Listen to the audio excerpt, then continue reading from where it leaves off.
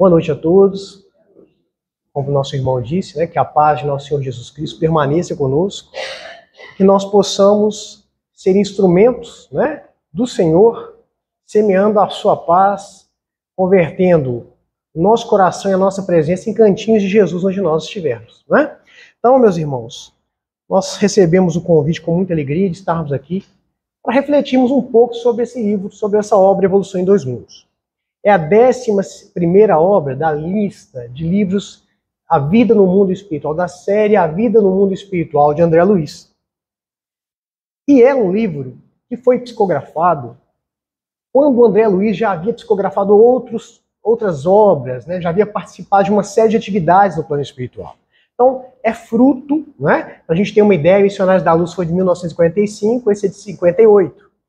Então, nós estamos vendo que André Luiz já tinha uma experiência bastante grande no mundo espiritual, no trabalho assistencial, né? Porque nós não podemos imaginar que nos relatos que ele nos traz, através dos seus livros, Missionários da Luz, Dos Domínios da Mediunidade e outros no mundo maior, de toda a série, né? Ele se prepara antes.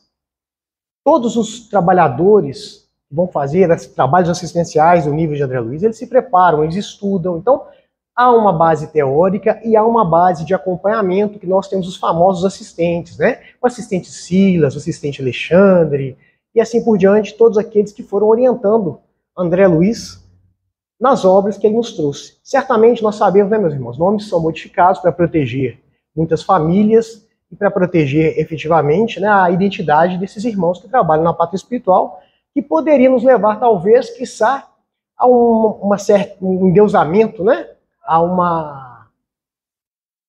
A idolatria, né, muito comum, né, que nós que tantos anos nós temos o hábito de idolatrar pessoas, né? Sim, então nesse sentido eles vão vindo com os nomes. O Silas vem com o nome diferenciado, o Alexandre vem com o nome diferenciado. Evolução em Dois Mundos é, como a introdução que Emmanuel faz, a nota espiritual, né, a nota de Emmanuel, o prefácio da obra. Logo em seguida, aliás, no início da obra Evolução em Dois Mundos, André Luiz tem um cuidado essencial que às vezes nos passa despercebido quando nós vamos estudar essa obra. Essa obra, meus irmãos, muitos vão dizer assim, é uma obra difícil, é uma obra cansativa. Não, não é. Mas é uma obra que pede esforço, isso é verdade. Pede esforço porque foi escrita por um médico, não é? Que se formou no século XIX, início do século XX, no início do século XX.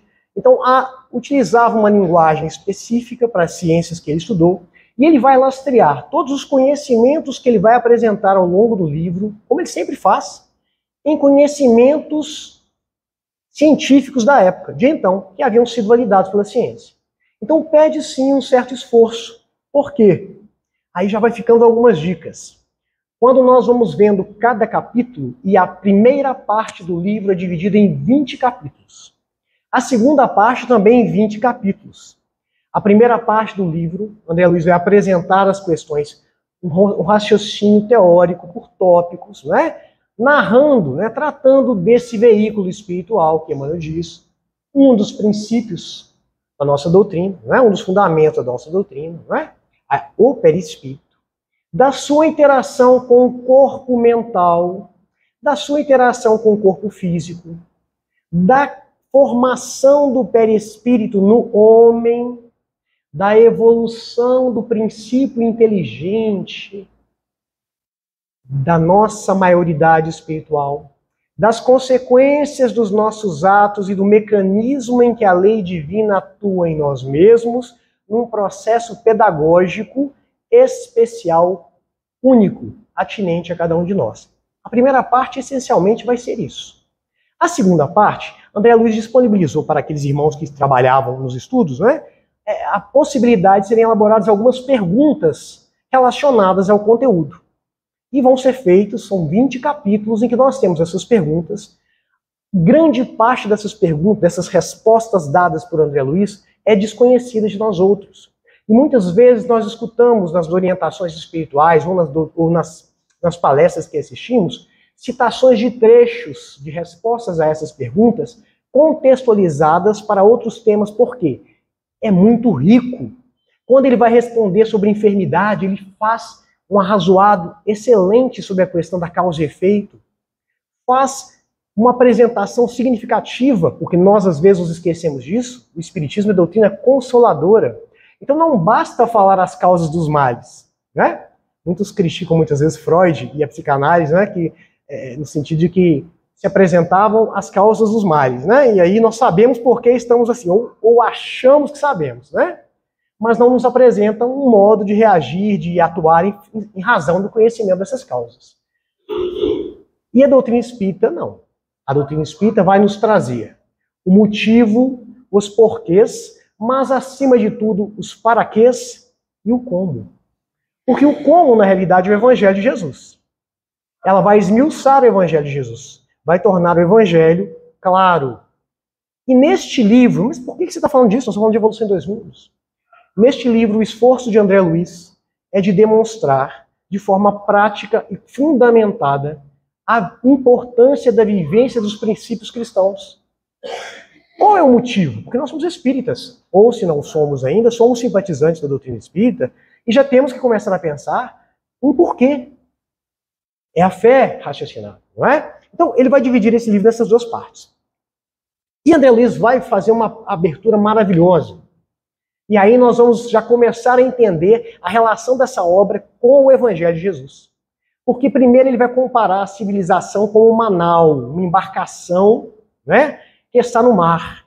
E ele vai dizer que ele vem como um arauto, que já chegou à pátria espiritual, antes de nós que estamos encarnados, vai fazer um alerta que essa viagem que ele fez, nós faremos, todos temos passaporte e visto para entrar, né?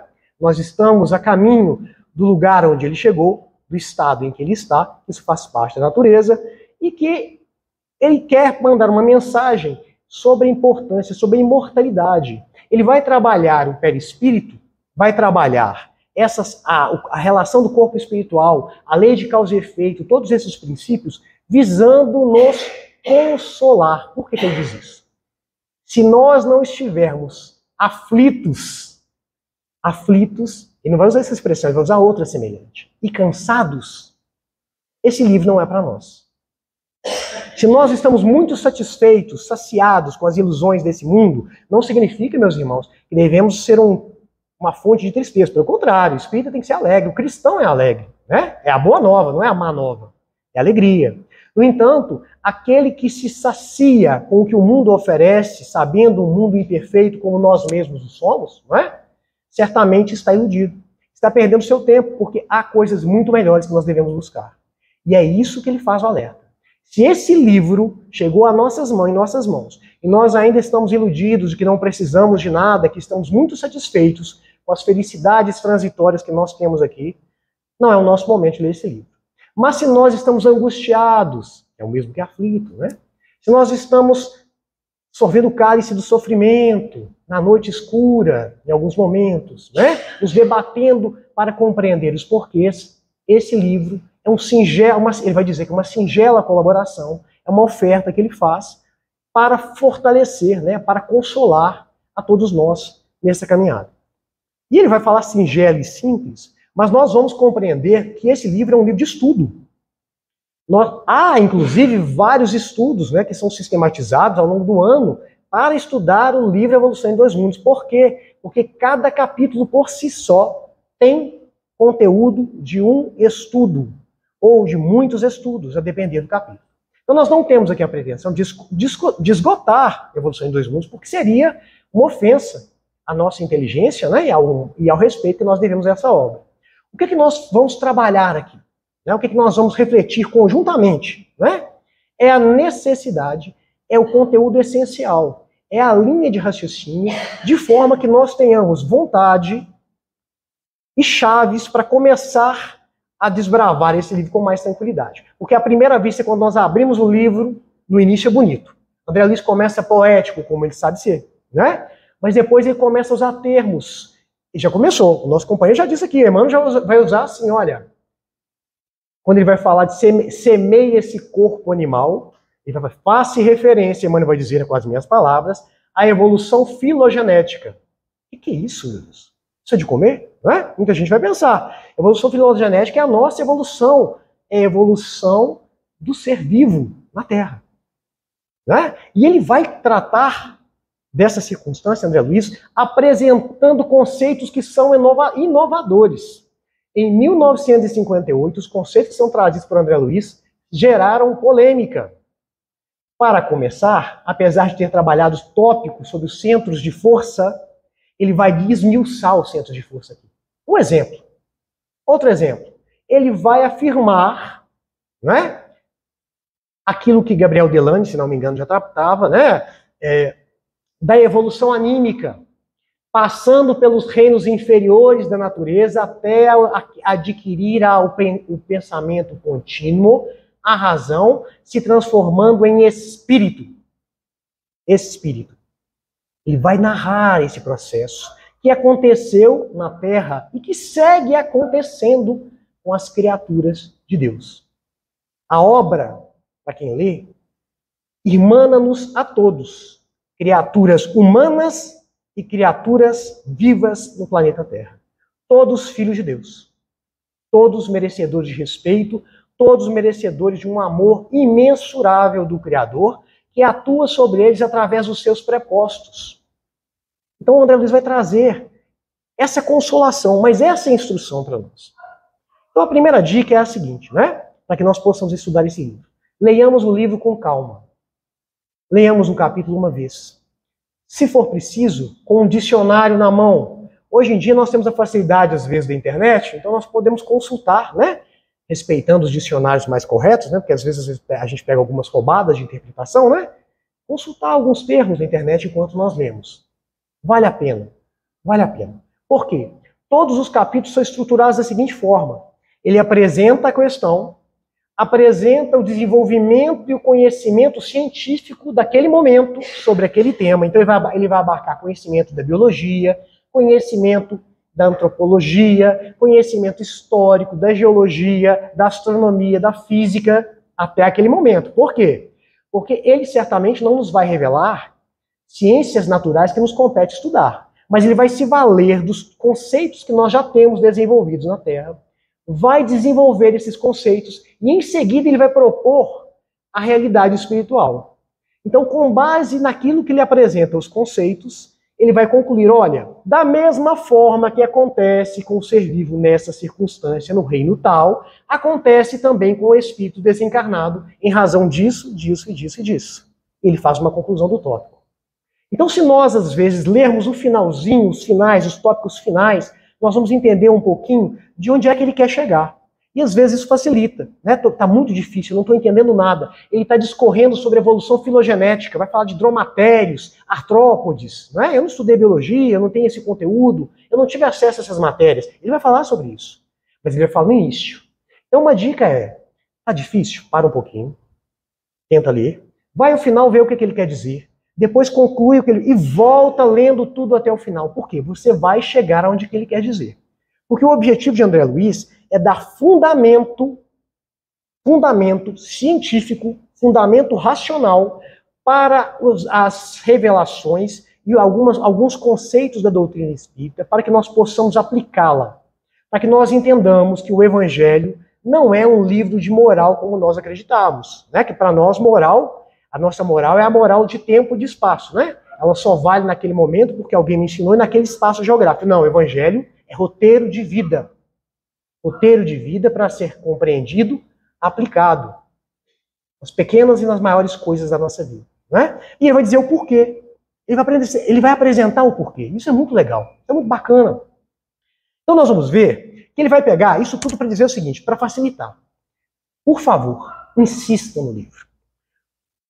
Um detalhe aqui muito interessante, né? Quando a providência divina precisa nos instruir a respeito de uma coisa, olha como é que funciona, a gente tem que perseverar.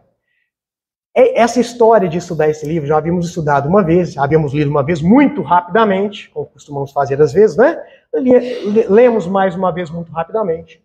Aí, certa feita, discutindo com uma companheira que fazia um estudo sistematizado da doutrina espírita, ela nos fez uma pergunta, levantou um ponto de vista filosófico, eu lembrei do livro, ela também se lembrou dessa obra, e nós ficamos filosofando sem concluir nada. Você precisa estudar mais essa obra.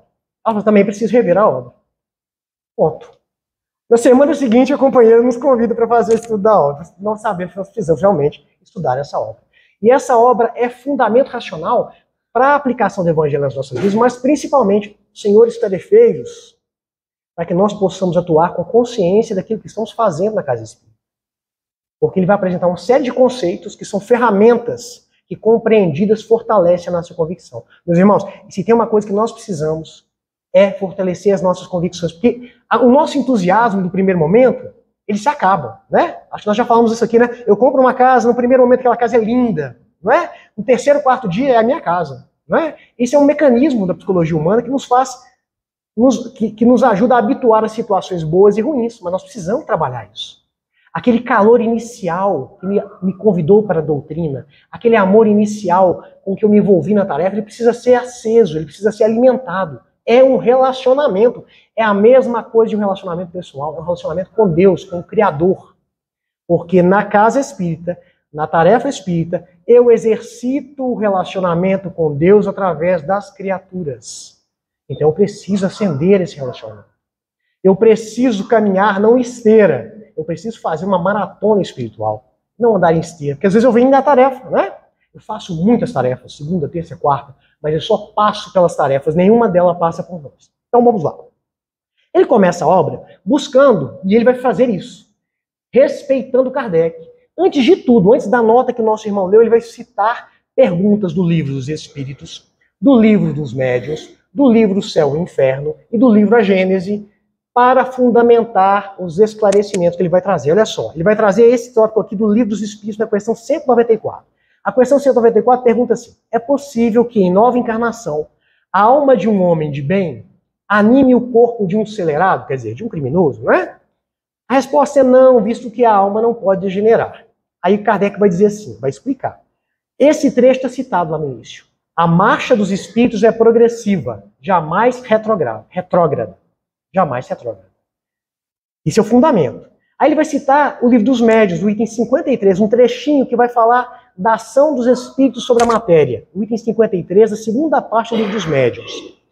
Somente faremos notar que no conhecimento do perispírito está a chave de inúmeros problemas até hoje insolúveis. Nós temos na doutrina espírita, pelo estudo do perispírito, conforme nos diz Kardec, não é? A chave para uma série de problemas que nós vivenciamos na nossa vida, seja com os nossos entes queridos, seja no atendimento fraterno, seja na orientação mediúnica, seja no passe, seja na campanha do quilo, seja na minha vida íntima. O conhecimento do espírito, do perispírito, vai responder a determinadas questões.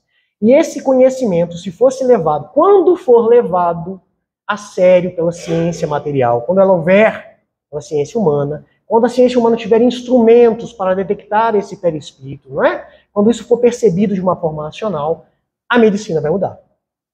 A medicina vai mudar. A ciência vai mudar. Isso vem com o tempo, não é?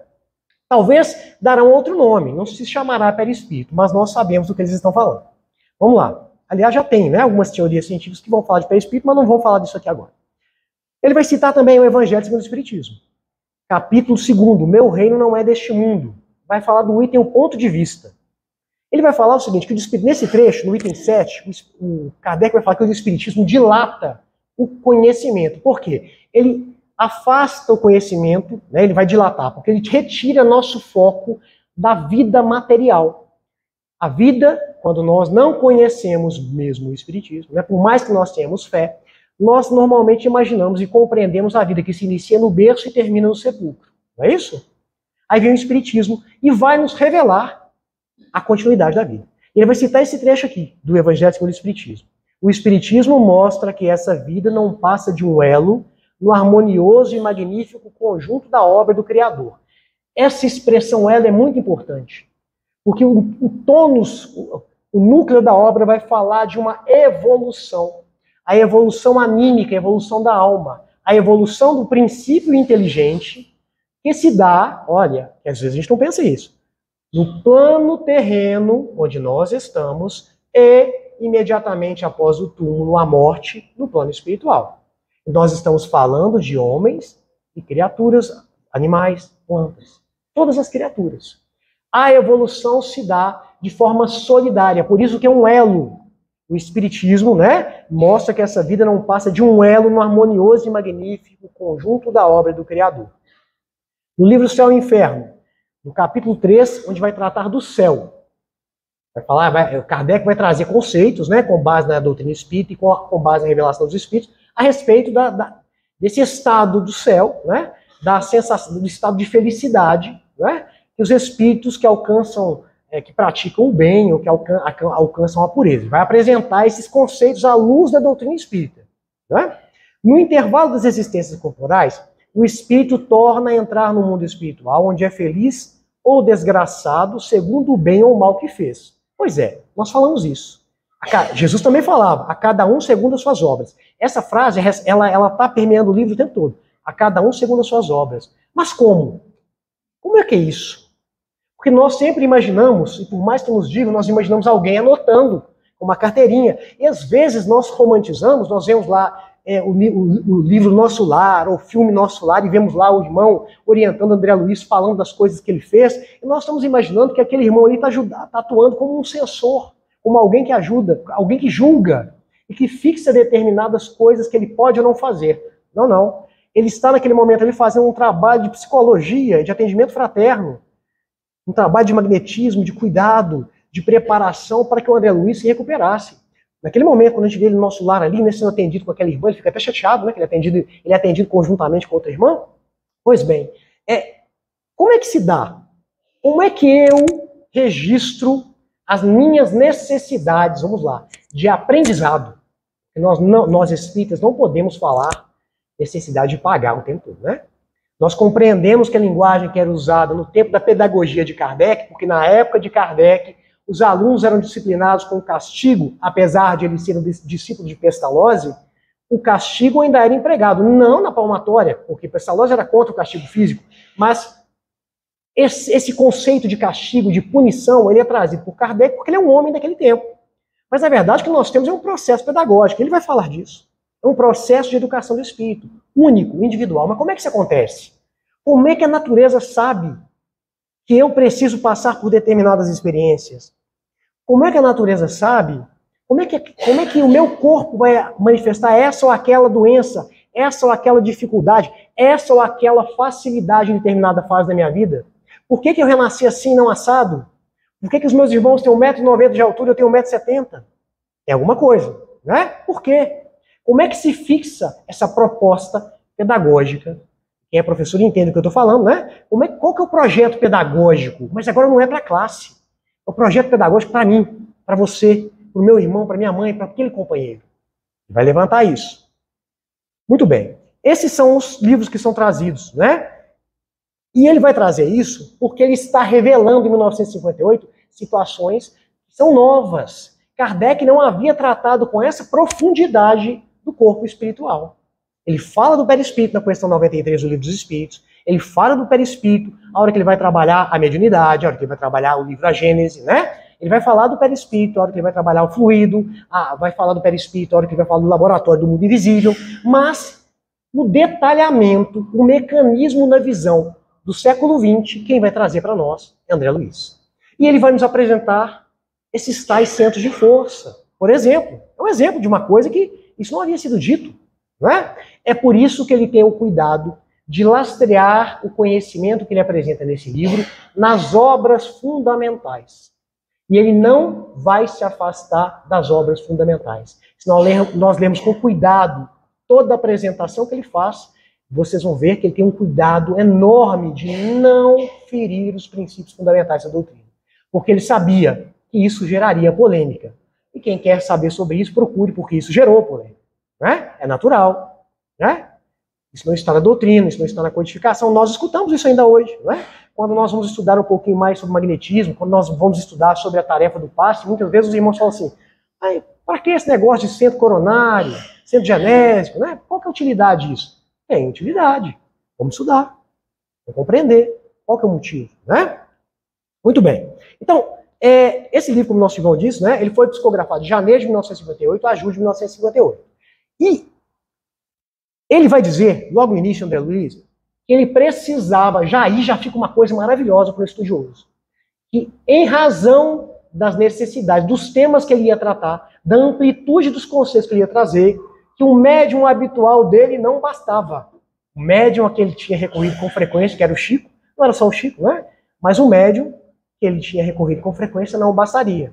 Ele precisaria se valer de 2 médiums diferentes, porque cada um deles traz dentro de si conhecimentos adquiridos ao longo das suas vivências e encarnações que eram necessárias de forma diferentes e complementares para passar a sua mensagem.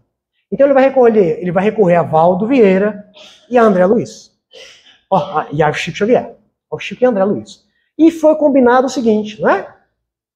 Nas reuniões em Uberaba, os dias de quarta-feira, nas reuniões de quarta-feira, psicografaria o nosso irmão Valdo Vieira. Nas reuniões de domingo, em Pedro Leopoldo, Francisco Cândido Xavier. Os capítulos ímpares são ditados. Estou falando isso, não é para que para que nós nos tenhamos a quem psicografou. É só para um exercício que nós vamos sugerir aos senhores, aos nossos companheiros aqui. O capítulo primeiro, os capítulos ímpares são psicografados por Valdo Vieira, os capítulos pares por Francisco Cândido Xavier. Os assuntos são tratados, complementados e retomados de formas diferentes, utilizando os médios diferentes. Muitas vezes na sequência, mas muitas vezes o tema é retomado 2, 3 capítulos depois, de forma extremamente coerente com o arrazoado que é feito e foi ditado para um médium. Isso é interessante para quem está estudando sobre mediunidade. Para quem vai estudar, que a forma de André Luiz se manifestar não muda. O jeito dele escrever, os termos utilizados por André Luiz estão lá. Olha só, quem vai estudar mediunidade, estudar esse livro com atenção sobre esse aspecto. É um exercício prático. A forma, a linguagem usada por André Luiz é respeitada por todos os dois. É interessante. E os conceitos, a essência e a ideia que o Espírito queria passar, ela vai ser respeitada e ela é coerente. Então, apesar de um estar em Uberaba e Pedro Leopoldo, em dias diferentes, capítulos diferentes, quando a obra foi fechada, era tudo coerente. Tudo coerente. Ele tem esse cuidado. E a importância de entender por que eu preciso de uma instrumentação mais ampla. Para que nós entendamos, né, que a mediunidade é um recurso, é um instrumento, né? Mas a mediunidade é uma ferramenta que precisa ser utilizada com conhecimento da doutrina espírita. Mediunidade, nós vamos ter um capítulo sobre isso, né? A mediunidade por si só é uma faculdade que precisa ser valorizada. A mediunidade, nós já estamos falando sobre o livro. A mediunidade é um processo de evolução da alma, porque muitas vezes nós vamos entender se a mediunidade é instrumento de resgate. A mediunidade é porque eu fui muito ruim na outra encarnação. Normalmente quem fala isso é quem não é médium, né? Não, minha pessoa é médium porque ela tem que resgatar muito, como se eu também não tivesse, né? Eu não sou médium, eu não tenho que resgatar nada. Na verdade, meus irmãos, é que agora eu não daria conta de resgatar tudo que eu precisava. Então vamos trabalhar com bastante carinho e atenção, né? Parar de tabelar os companheiros, mas olha só. A mediunidade por si só, ela é uma ferramenta que vai sendo desenvolvida à medida que o meu perispírito vai se desenvolvendo. Alguns irmãos têm esse processo acelerado por necessidade pedagógica de trabalhar essa tarefa. Todos nós somos médios, porque nós atingimos um ponto da evolução que a nossa mediunidade intuitiva, ela é gritante para todos. Aliás, se não me engano, no livro, na série, vou falar assim, depois eu busco a fonte perfeitamente. Na mesma série da obra André Luiz, um dos palestrantes do plano espiritual, uma palestra no mundo espiritual, que vai dizer exatamente isso.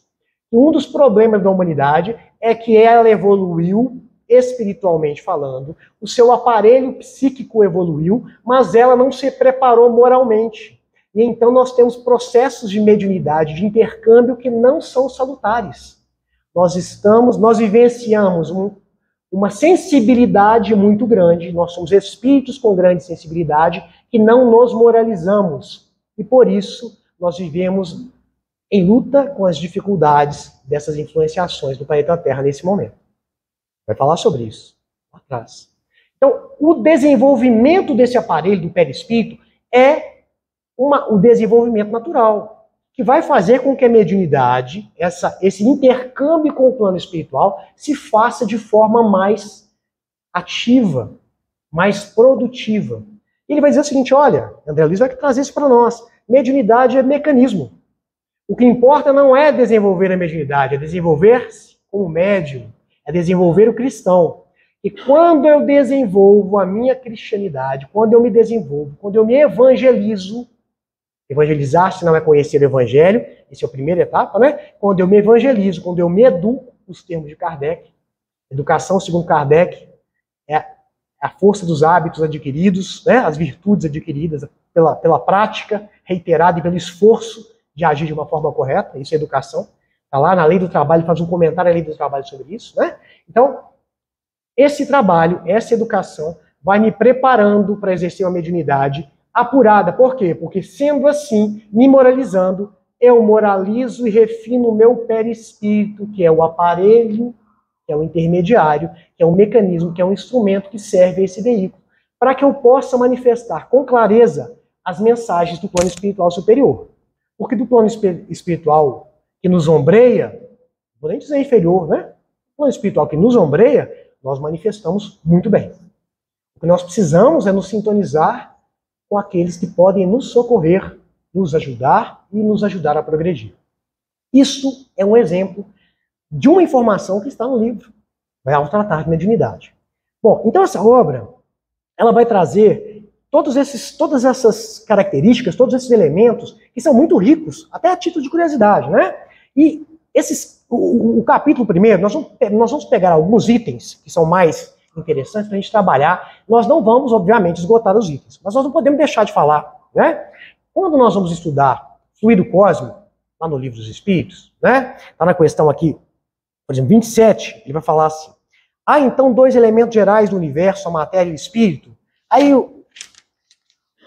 o espírito de verdade, né, o grupo de espírito, a falante do espírito de verdade vai dizer, vai apresentar para a gente o fluido cósmico universal, né, que vai desempenhar um papel entre espírito e matéria. E quando ele apresenta o perispírito, ele vai dizer que nós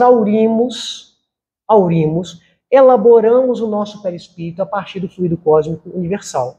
E nós vamos elaborar o nosso perispírito a partir dos mundos em que nós vamos habitar. Então, o nosso perispírito é compatível com os mundos que nós habitamos, né? Muito bem. E aí ele vai apresentar o fluido cósmico com uma similaridade interessante. Ele vai apresentar o fluido cósmico como hausto divino, como força nervosa do todo sábio. Sabe o que mais que André Luiz chama de força nervosa? Fluido vital, fluido magnético, fluido animal que nós aplicamos no passe, conjuntamente com o fluido emprestado da espiritualidade. Ele vai dizer que o fluido cósmico é o plasma divino, hausto do Criador, ou força nervosa do todo sábio. Ele vai apresentando esses conceitos para que a gente reflita sobre isso. E vai falar mais. Nesse elemento primordial vibram e vivem constelações e sóis, mundos e seres como peixes no oceano. Olha só. Em Deus nos movemos, né? Nós estamos e nós nos movemos. Paulo vai dizer isso. Não é isso? Só que André Luiz não está se referindo apenas a Paulo, não. Porque quando nós vamos lá em A Gênese, uma das teorias, e Kardec vai colocar humildemente, prestem atenção lá, como uma das teorias dos mecanismos pelos quais a providência divina funciona. Como é que Deus sabe o que eu preciso? Como é que Deus atende o vírus da mesma forma que atende o anjo? Como é que Deus sabe o que precisa? Né? Como é que Deus atua sobre aquelas comunidades de insetos que existem aqui, dos artrópodes, que vai estar lá no livro Evolução dos Mundos, né? A providência divina. E Kardec vai supor o seguinte: olha, vamos imaginar que o fluido cósmico universal, que permeia todas as coisas, que nos envolve e que nos constitui, seja o hausto do Criador, através do qual o Criador perceba as nossas necessidades e nós possamos nos comunicar com Ele. O mecanismo da prece também vai ser explicado dessa forma, né? Da mesma forma que o som é o veículo das minhas ondas, né? Das ondas, o ar é o veículo do som, né? O ar é o veículo, né? Do som, das ondas sonoras, né? O fluido cósmico seria o veículo do pensamento, da prece. Ele vai ser usado para explicar o mecanismo da prece. Então, aqui, no primeiro capítulo, André Luiz já vai dizer o seguinte: olha, essa teoria apresentada lá sobre a providência divina, lá no livro A Gênese, ela está aqui, a razão de ser dela. Força nervosa do todo sábio. Já vai apresentando para a gente indicação, né? Deus nos percebe, nós percebemos e recebemos os estímulos divinos através do fluido cósmico universal. Toda a criação é banhada por ele, é mergulhada por ele e mais, é permeada por ele, que é muito diferente, porque nós imaginamos um mar, né? Mas o mar não entra dentro de mim, né? Se eu fechar minha boca com os meus olhinhos, tampar meus ouvidos, o mar não entra, não. O fluido cósmico é diferente. Ele nos permeia. Ele nos permeia. mesmo espiritualmente falando. Então, em Deus nós nos movemos, em Deus nós estamos, segundo Paulo. Não é? Ele vai trazer o fluido cósmico, apresenta o fluido cósmico e vai dizer que é no fluido cósmico que as inteligências divinas agregadas a Deus, ele usa uma expressão muito bonita, processo de comunhão indescritível, né? Ele não pode nem descrever, quer dizer, aqueles espíritos puros que regulam, que orientam o destino das comunidades, dos planetas, dos sistemas solares, dos espíritos que estão disseminados pelo universo. Aqueles espíritos puros estão agregados, ligados a Deus, em um processo de comunhão que nós não podemos sequer descrever, que ele não pode descrever. Esses espíritos se valem do fluido cósmico universal, respeitando as leis divinas e, com base nele, atuando sobre ele, vão constituir os planetas, os sistemas planetários, as constelações, formando as nossas moradas. Ele vai usar o termo morada. Morada. Há muitas moradas na casa do meu Pai. Não é isso? Evangelho segundo o Espiritismo. É esse fluido cósmico que Jesus, como condutor espiritual, nosso mestre, nosso guia, o governador espiritual do Brasil, o Cristo, o governador espiritual da Terra, né? O Cristo de Deus, o Cristo planetário que nos tutela, nosso bom pastor, vai se valer, né? Juntamente com os prepostos do Criador, para constituir o nosso planeta, o fluido cósmico universal. E André Luiz vai dizer assim, cocriação em plano maior. Isso é um fenômeno de cocriação em plano maior. Quer dizer, criar com Deus em plano maior. Com ele. Criar com Deus em plano menor. Mas o mais relevante, meus irmãos, é que nós imaginamos isso, né, da perspectiva de um espírito puro. Aí, ao final, ele vai nos apresentar um outro processo chamado cocriação em plano menor. Nós, espíritos, inteligências, princípios inteligentes, vamos aurir no fluido cósmico os elementos essenciais para formar os nossos corpos. Nós vamos formar o nosso corpo perispiritual e o nosso corpo perispiritual vai formar o nosso corpo físico. Ah, mais que isso, nós vamos influenciar o fluido cósmico universal e vamos plasmar as nossas ideias, os nossos sentimentos e as nossas ações e influenciar a psicosfera, os ambientes onde nós estamos. Cocriação em plano menor. Nós, criaturas, ainda em caminho de aprendizado, né, também co-criamos. E nós temos responsabilidade pelas nossas criações. E é isso que acontece. Nós vamos absorver esse fluido cósmico, vamos elaborá-lo com a nossa tonalidade, com o nosso pensamento e, acima de tudo, com a qualidade dos nossos sentimentos, ele vai se manifestar. Ele vai se manifestar de alguma forma. Então, quando nós dizemos assim, por que eu me sinto tão bem naquela casa? Eu chego naquela reunião, a minha vibração muda. Porque aqui, num repositório de fé trabalhado pela espiritualidade superior, toda a equipe espiritual tem trabalhado, preparado o ambiente ao longo do tempo. Muito antes de nós estarmos aqui. Trabalhando, projetando, cocriando, elaborando esse fluido cósmico. E nós, por nossa vez, já entendemos o papel da nossa participação na reunião, nós trazemos o pensamento mais afinizado. E ao pensar no bem, ao sentir o bem nesses momentos, nós também vamos criando um aspecto salutar. Aí nós começamos a compreender por que nós não podemos ter, olha só, estamos falando de evolução em dois mundos. As aplicações práticas. Por que nos ambientes destinados a reuniões mediúnicas, que são de acolhimento espiritual, no ambiente do passe, nós nos mantemos em pensamento e em prece? Por que nós mantemos o silêncio e a harmonia? Por que nós temos que ter esse cuidado? Porque se nós descambarmos, descuidarmos, nós criaremos formações mentais, co-criaremos situações e energias inadequadas àquele ambiente, desequilibrando aquele ambiente. Está aqui a lógica. E aí fica a dica, né? Nós não paramos de criar em momento algum, porque nós temos pensamento contínuo. Nós elaboramos o tempo todo o fluido cósmico universal. É por isso que, às vezes, nós temos que nos policiar. Que tipo de coisas que eu estou assistindo, né? Que tipo de coisa que eu estou vendo? Que tipo de coisa que eu estou pensando, às vezes, na reunião, na tarefa, no meu lar, no momento de uma crise no trabalho? Ali eu sou co-criador em plano menor. Quais são as minhas criações? Quais são as minhas filhas? Quais são as minhas filhas, as minhas criações? O mecanismo está aqui, né? A cocriação em plano menor. E vai apresentar Um termo que vai estar ao longo, e isso é importante nós prestarmos atenção nisso, se vocês forem com cuidado ler o livro, né? Certamente já leram e lerão, né? Ele vai apresentar alguns conceitos, ele vai chamar, olha, veículo, aquele que conduz algo, né? Veículo fisiopsicossomático.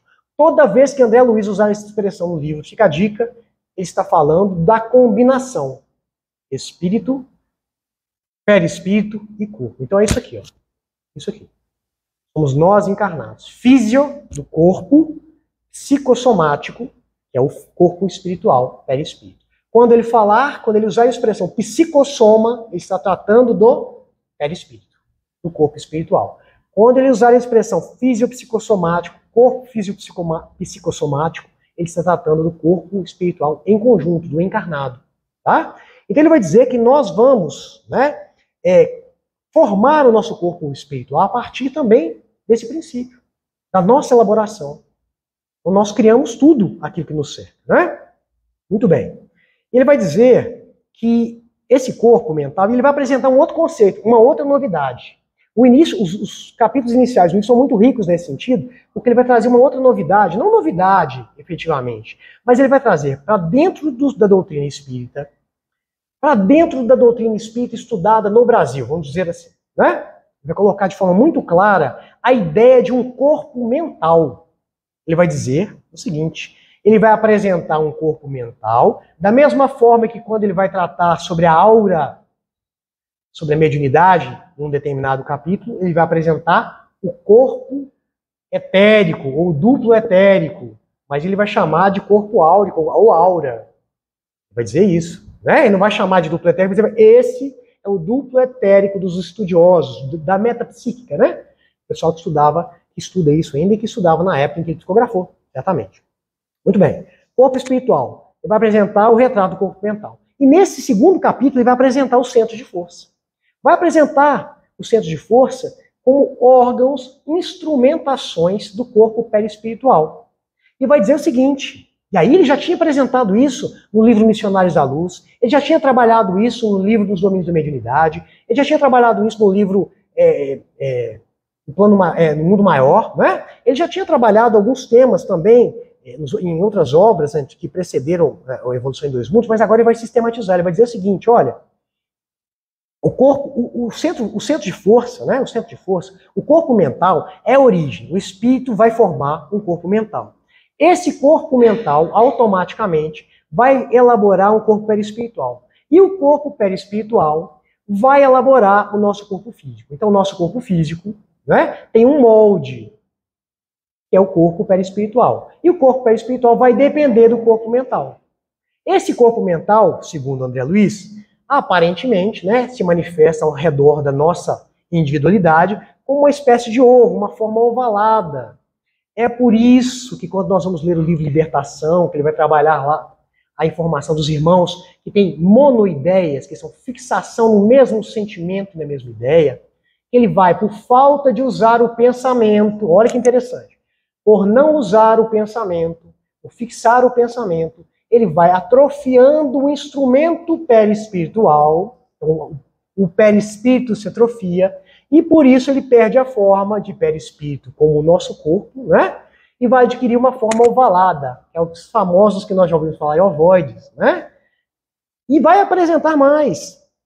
Quando nós formos estudar esse livro, tem um capítulo que ele vai dizer o seguinte, quando o homem começava a sair da zona da animalidade, do pensamento fragmentário, quando ele apenas adquiriu o pensamento contínuo, houve um processo muito difícil para o ser humano.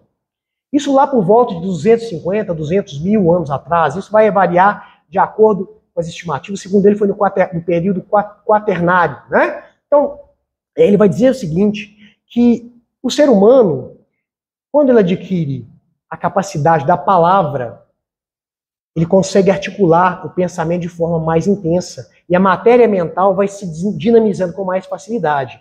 Então, com a palavra, ele consegue ter contato com as entidades espirituais elevadas e com as entidades que combinam com ele. As entidades também mais imperfeitas, não é? Mas no primeiro momento, o espírito vai desencarnar, vai perceber que desencarnou, e a única coisa que ele quer, meus irmãos, é voltar a encarnar. Ele olha para a Taba, ele vai dizer assim, ele olha para a Taba, ele olha para aquele grupo, para a família que não o reconhece, e a única coisa que ele sonha é voltar de novo para o calor da sua casa. E aí ele vai formar uma monoideia.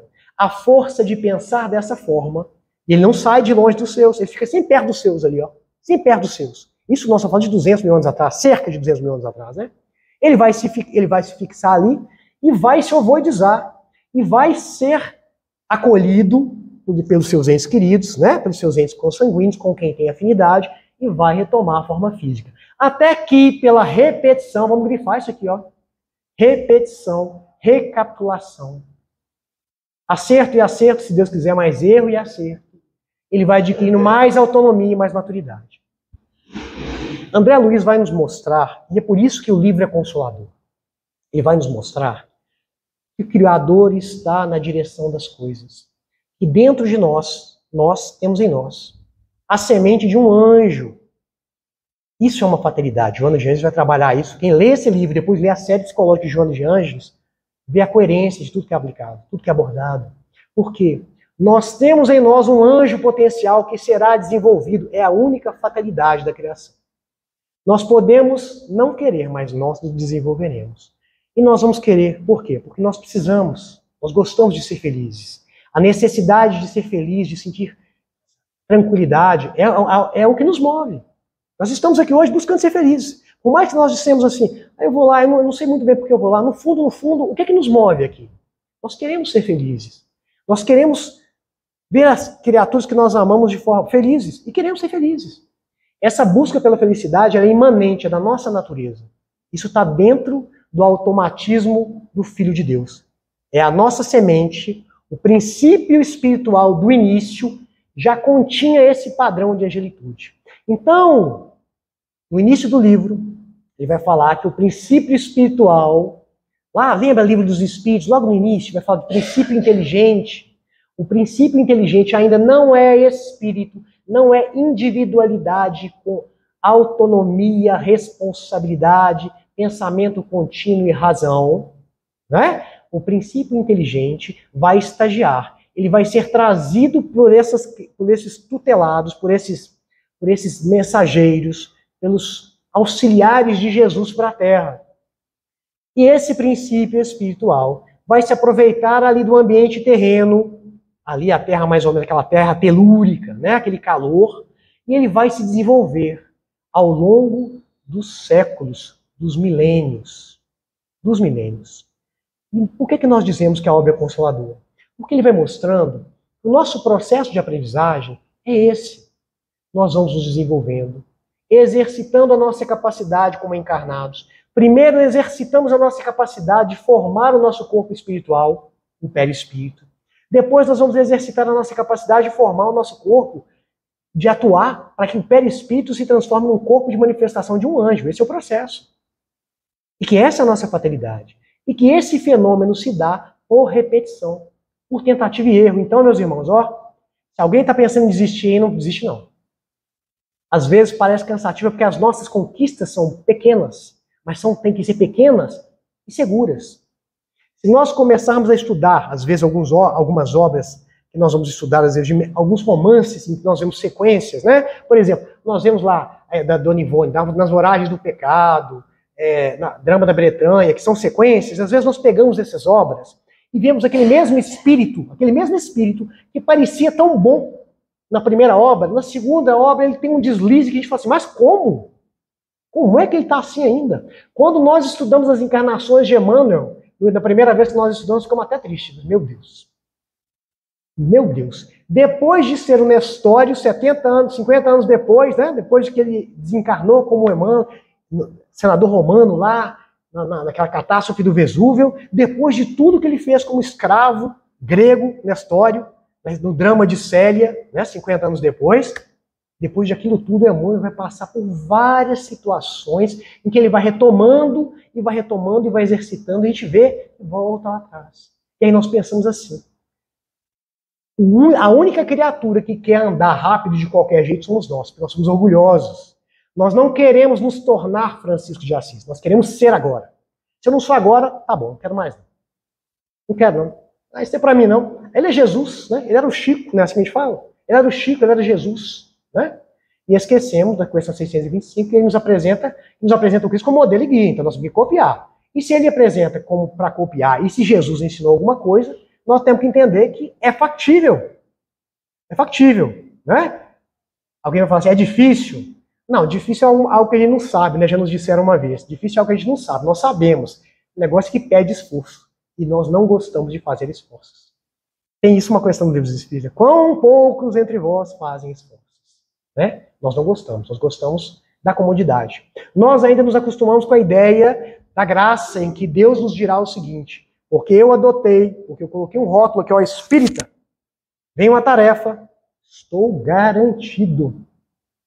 Quando na verdade eu preciso me transformar, me educar intimamente. E só eu e o Criador sei essencialmente quais são as minhas necessidades, meus irmãos. Nós podemos até aparecer, né, aparentar melhores, né? Em geral as pessoas nos veem com um coração muito grande.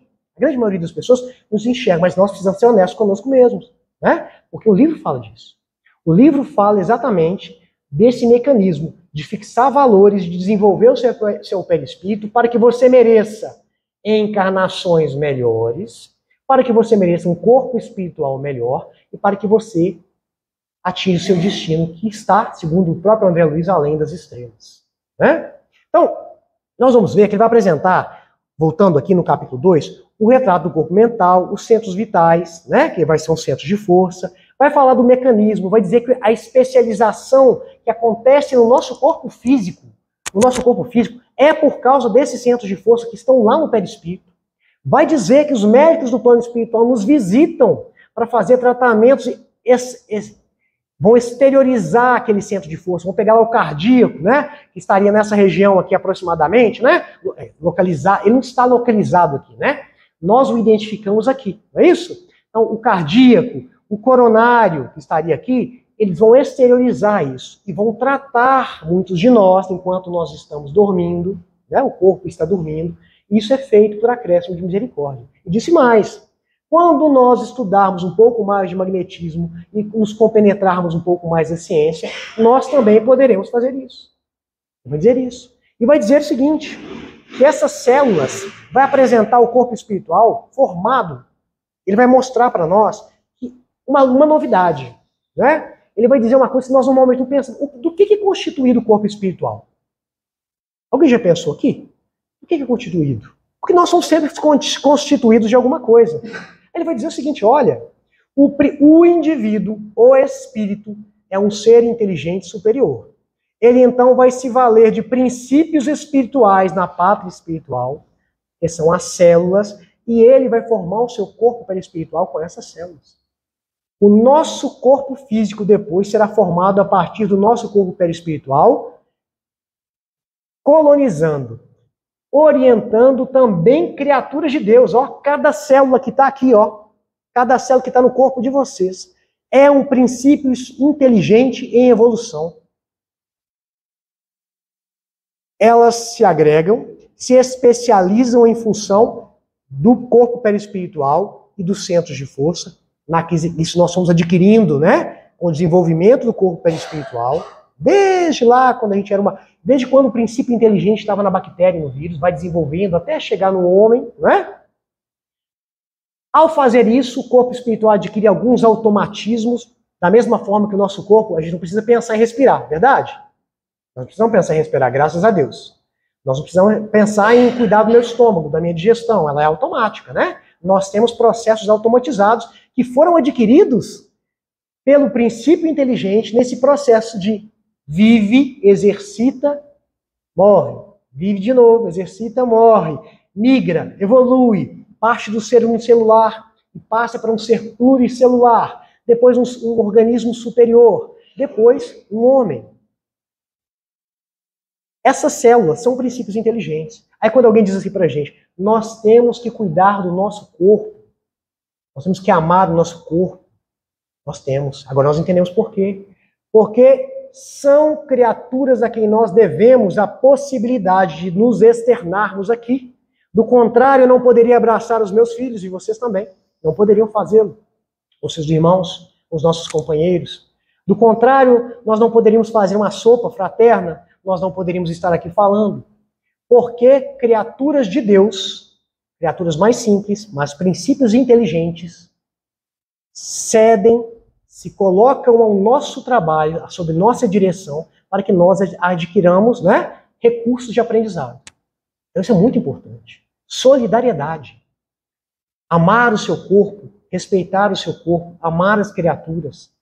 Entender o mecanismo. Se eu entendo isso, fica fácil entender o mecanismo do passe. Aliás, é uma das perguntas que são respondidas lá por André Luiz, que eles perguntam como é que é o mecanismo do ponto de vista médico. Do ponto de vista médico. Olha, aí André Luiz vai dizer o seguinte, se eu tivesse que explicar o mecanismo do passe do ponto de vista médico, eu diria o seguinte, se o magnetismo, o magnetizador, que é o passista, né, ele tem condição de influenciar um indivíduo, um espírito encarnado, que dirá os bilhões de células compostas pelos princípios inteligentes. Então ele vai dizer que a vontade enfraquecida, porque quando nós estamos enfermos ou desequilibrados, nós estamos com a vontade enfraquecida. Às vezes uma vontade inconsciente, não é? Então o magnetizador empresta-nos aquela vontade, atua com vontade sobre nós, por princípios, nós vamos estudar no magnetismo, né? Não é o lugar para isso. E esse fluido vital que é ali incorporado vai influenciar todas as células do nosso organismo, motivando-as a se reajustarem. A gente começa a entender por quê. Porque nós estamos falando de princípios inteligentes que obedecem ao espírito, às leis do magnetismo. Então, nós colocamos as células para trabalhar para nós. Mas o que vai dizer que essa célula é a célula que trabalha com a digestão e essa célula é a célula cardíaca? Vai ser o perispírito. E no perispírito, especificamente, o centro de força, o centro vital, em termos de André Luiz, né? Então nós vamos vendo que esse exercício, né, encarna, desencarna, encarna novamente, vai estabelecer uma série de melhorias. André Luiz vai trazer para a gente nesse livro, gente, uma coisa que nós às vezes não pensamos. Nós imaginamos assim, nós evoluímos só quando estamos encarnados. Não. A vida é única. Nós evoluímos o processo pedagógico do Criador é único, uma linha contínua.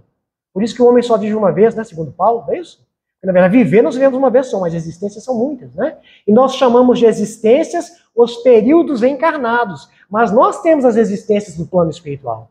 Então, o processo de aprendizado se dá do berço ao túmulo, do túmulo ao berço novamente, pelo exercício, do fazer, desfazer, fazer de novo.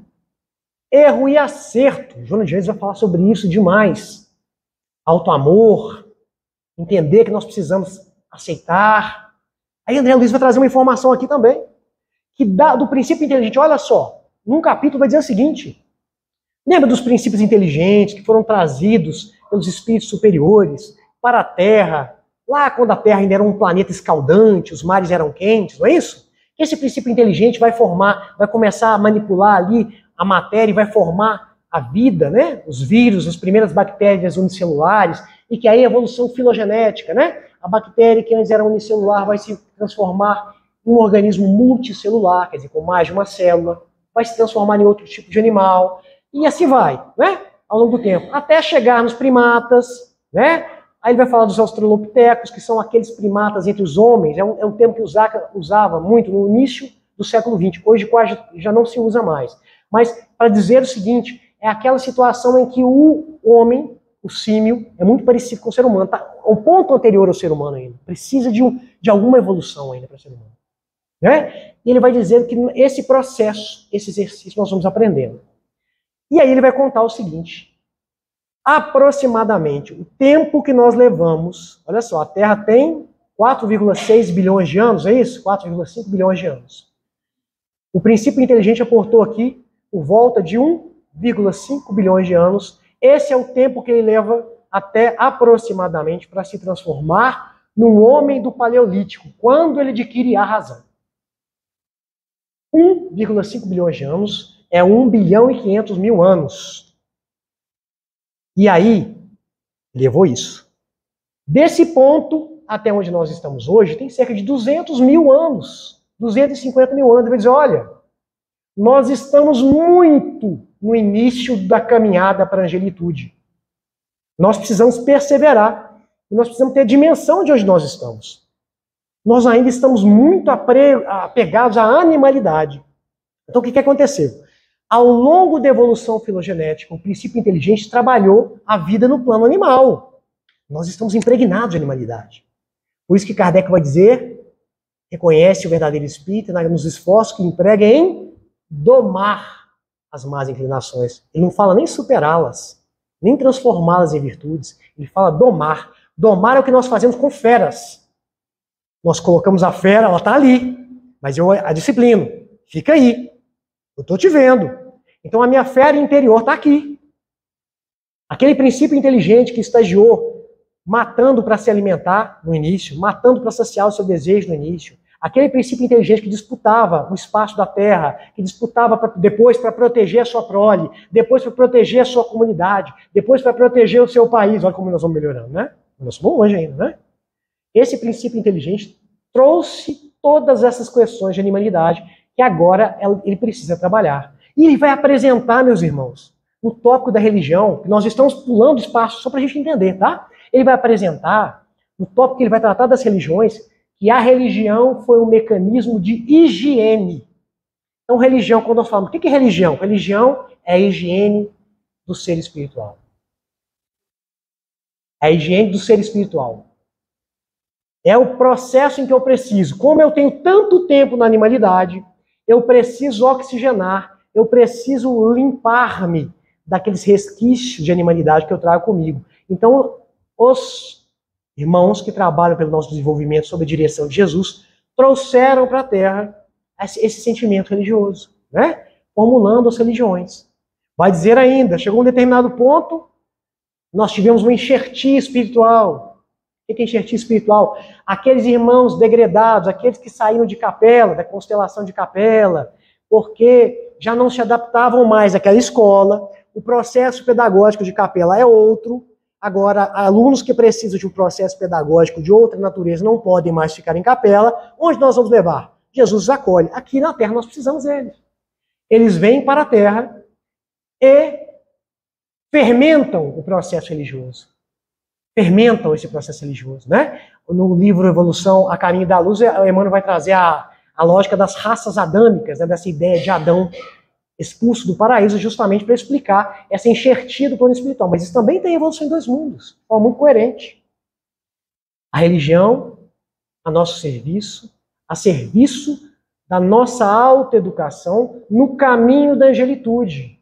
E aí, o próprio André Luiz vai apresentar Jesus como aquele que transformou todas as coisas e apresenta a doutrina espírita como a revivescência do Evangelho. Então, meus irmãos, se nós estudarmos todas essas coisas e não conseguirmos lastrear, vincular os nossos estudos a algo que nos transforme, que nos permita aplicar o Evangelho, ainda que minimamente em nossas vidas, estamos perdendo o nosso tempo.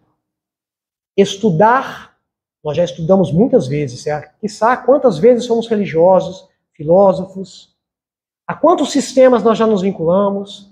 No entanto, o que importa, e Emmanuel vai trazer isso para nós, né, na doutrina espírita, é o mecanismo, é a chave. Kardec fala isso muito bem, não é? Na conclusão do Livro dos Espíritos. A chave que o Espiritismo fornece para que nós compreendamos o Evangelho e possamos, de fato, crescer, transformando o nosso perispírito.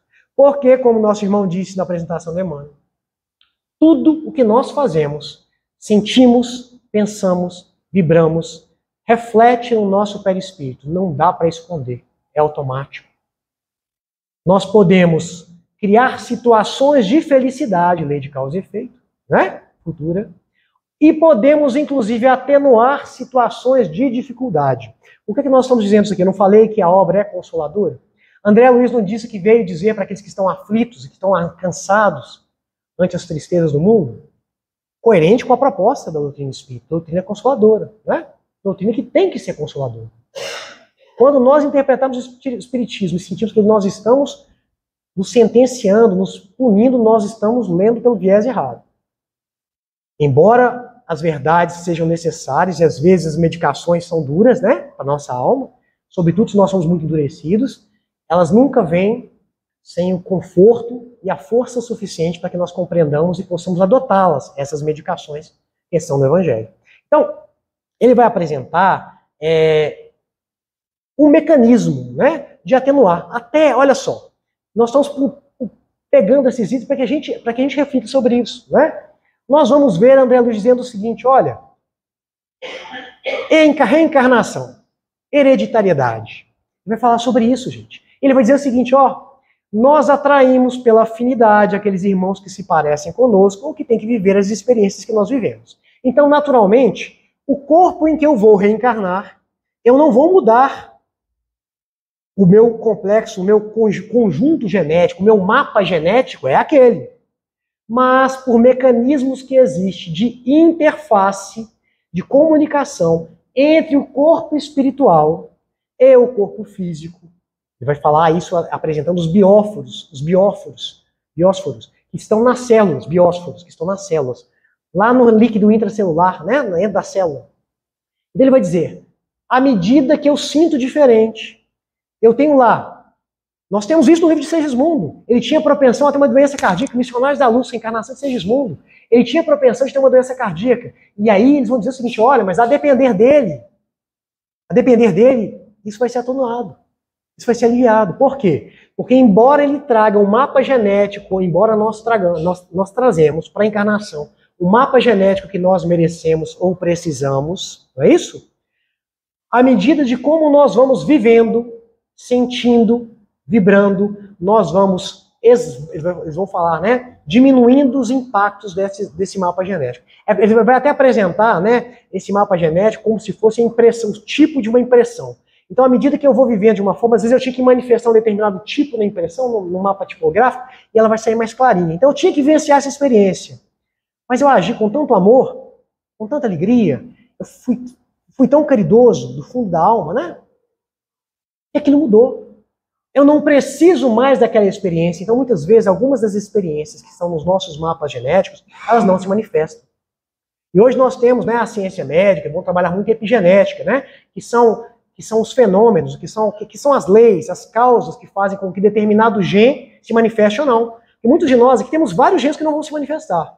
Em razão do meio onde vivemos, em razão dos hábitos adquiridos, da alimentação, em razão do pensamento, da conduta, dos sentimentos que alimentamos. Então nós trazemos muitas vezes a propensão para sermos hipertensos. No entanto, se eu sou sereno, se eu sou generoso, se eu sou tolerante, se eu exercito isso de alguma forma, talvez a hipertensão não me chegue. Ou talvez ela chegue e ela se abrande. Então é isso que ele vai trazendo para nós como instrumento de consolação.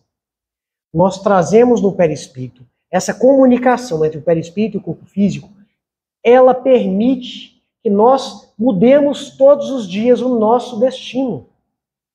Ele vai ter uma parte que ele fala assim, nem se diga que a causa dos sofrimentos está no passado.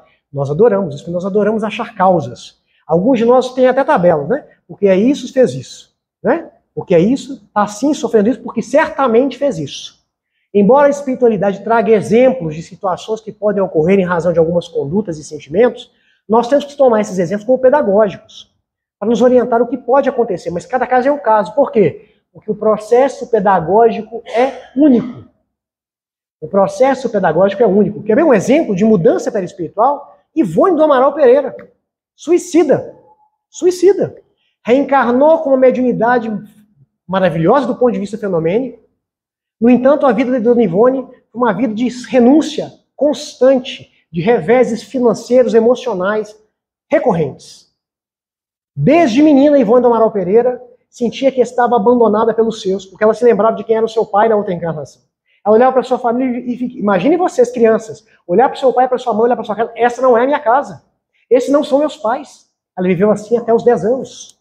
Quando ela entendeu, ela se recusava a chamar o pai de pai e pedir bênção a ele. Vocês imaginam no interior quantas vezes ela não apanhou por isso, né? Então, ela vai receber a oportunidade do planejamento encarnatório com uma série de dificuldades físicas que, em razão da sua conduta, do seu amor, vão sendo atenuadas. Porque nós, normalmente, vamos pensar assim, né?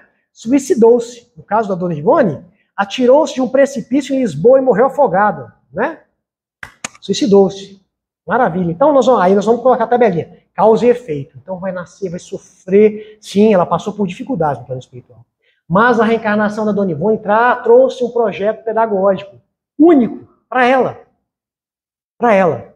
E ela soube trabalhar renunciando a esse projeto pedagógico, renunciando a seus interesses em favor desse projeto pedagógico. E nós vamos ver que ela vai passar ao longo do tempo, teve uma vida longa, com todas as dificuldades, uma vida longa e produtiva.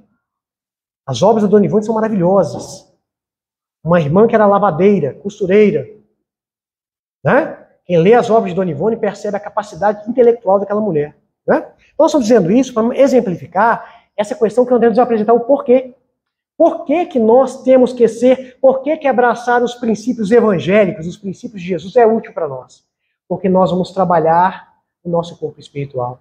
Nós vamos criando causas de alívio. Por que que o amor cobre a multidão de pecados, segundo Pedro, né? Repetindo o ensinamento do Mestre Jesus, né?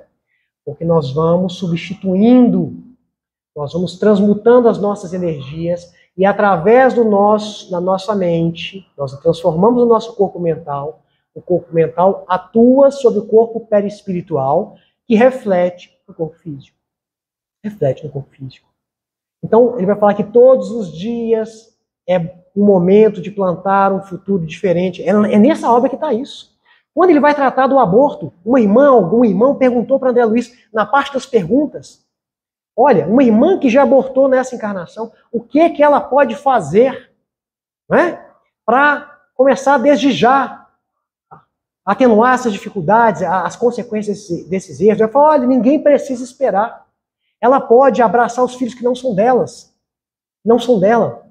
Porque todos os dias nós podemos plantar causas diferentes de alegria, suplantando as causas de infelicidade. Se fazemos com amor. É preciso substituir com amor, né? Lá também nesse livro, nessa obra, quem trata de mediunidade, obsessão, vampirismo, ele vai trabalhar o vampirismo.